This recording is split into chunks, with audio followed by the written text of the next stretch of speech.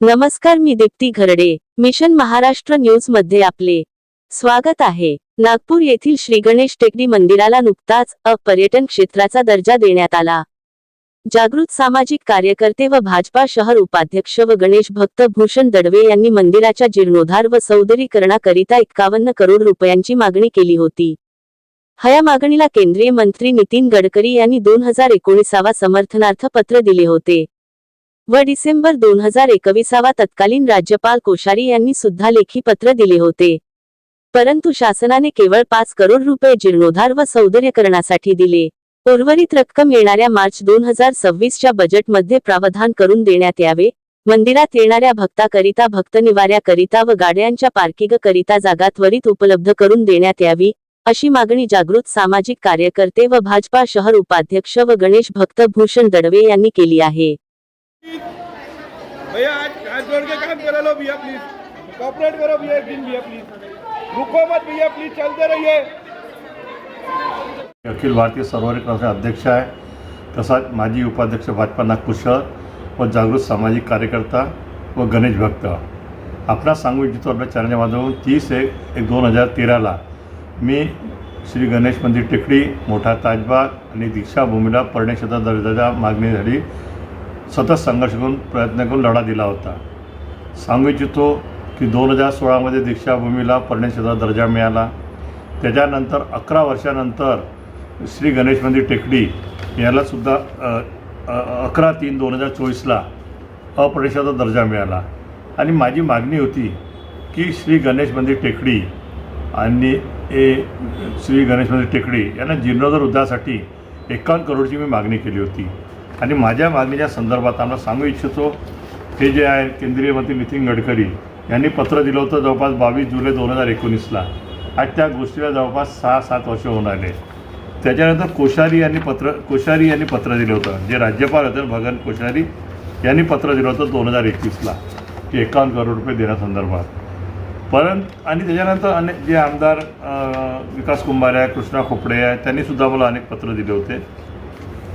परंतु ते पत्र दिले होते त्यातले फक्त 29 मार्च 2023ला शासन निर्णय क्रमांक TDC 2023/3 प्रकरण 120 पर्यटन महाराष्ट्र शासनातर्फे फक्त 5 करोड रुपये मिळाले. त्यानंतरसुद्धा मी 5 करोड मिळाले गणेश मंदिर टेकडीसाठी. त्यानंतर मी त्यांना मागणी केली की 46 करोड रुपये जे उर्वरित आहे ते देण्यात यावा.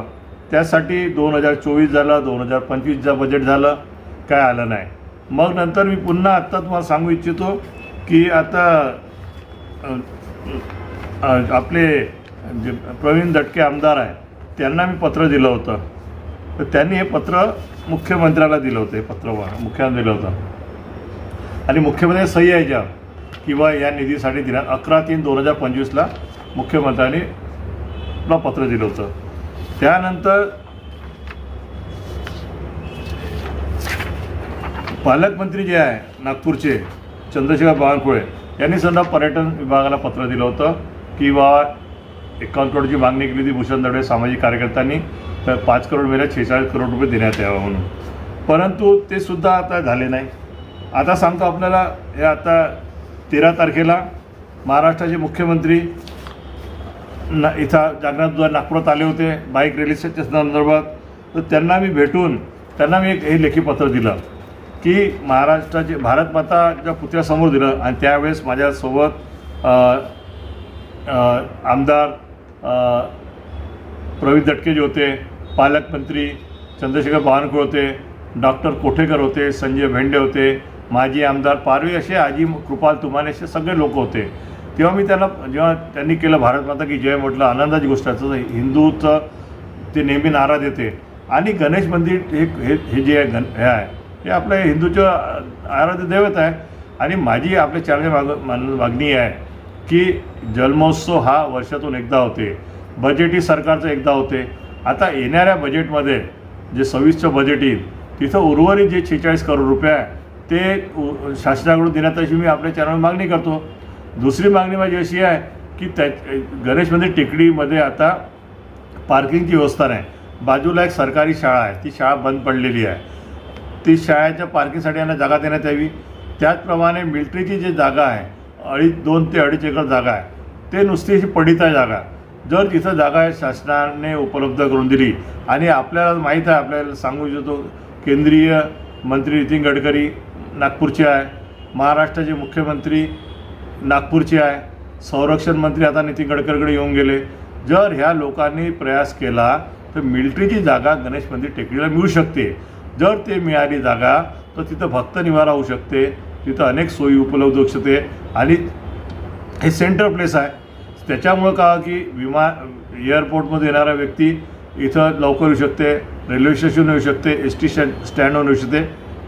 आणि जसं गजानन महाराज शेगावला मोठा जो भक्त निवारा जसं सुखसोयी आहे, त्या सुखसोयी होऊ शकते. तर हे याचीसुद्धा त्यांनी दखल घ्यावी अशी आपली चॅनलच्या माध्यमातून मी विनंती करतो.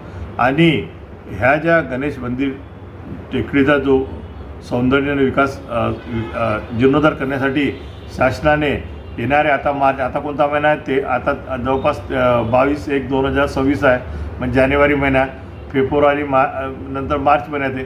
तर मार्चच्या बजेटमध्ये त्यांनी 46 करोड रुपये जे आहे मंजूर करण्यात यावी.